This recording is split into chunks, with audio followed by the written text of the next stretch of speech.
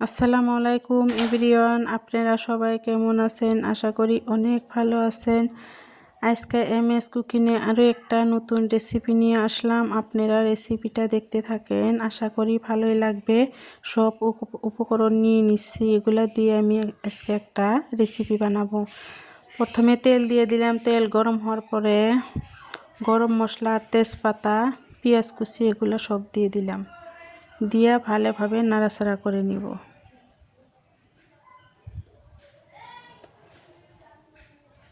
দেখেন জিরা বাটা, আদা বাটা, রসুন বাটা এগুলা সব দিয়ে দিলাম, দিয়ে এগুলাও ভালোভাবে ভাজা ভাজা করে নিব। খেপসার রেসিপি বানাবো, আপনারা রেসিপিটা ফলো করলে বানাতে পারবেন। ঘরোয়াভাবে আমি খেপসার রেসিপি বানাবো, অনেক টেস্ট হয়। দেখেন এইবার আমি গুঁড়া মশলাগুলো দিয়ে দিলাম। এখানে হলুদের গুঁড়া, মরিচের গুঁড়া, লবণ এগুলো আমি পানিতে মিক্সিং করে দিয়ে দিলাম। ভালোভাবে এগুলা ভেজে নিচ্ছি। দেখেন এবার আমি অল্প গরম মশলার গুঁড়াও দিয়ে দিলাম।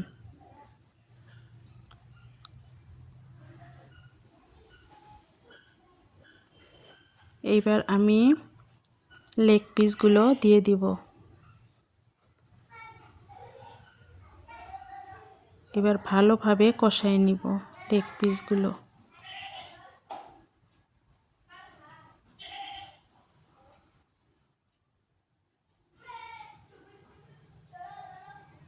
দেখেন সুন্দরভাবে আমি কষায় নিচ্ছি।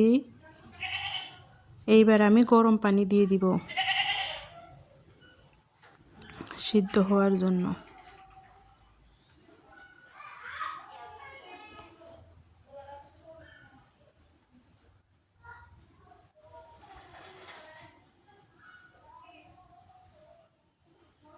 এবার ভালোভাবে সিদ্ধ করে নিব আমি লেগ পিসগুলো।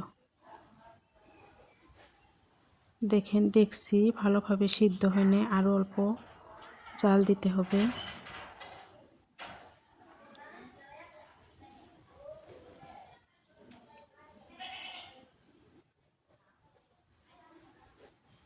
এইবার সিদ্ধ হয়ে গেছে, এবার উঠায় নিব লেগ পিসগুলো। দেখেন উঠাইয়া এবার আমি চাউল দিয়ে দিচ্ছি, ধুয়ে রাখা চাউল গিলে দিয়ে দিলাম এই পানির ভিতরে, আর লেগ পিসগুলো উঠায় নিলাম। এইবার ভালোভাবে চাউলটা সেদ্ধ করতে হবে। দেখেন সুন্দরভাবে সেদ্ধ হয়ে গেছে।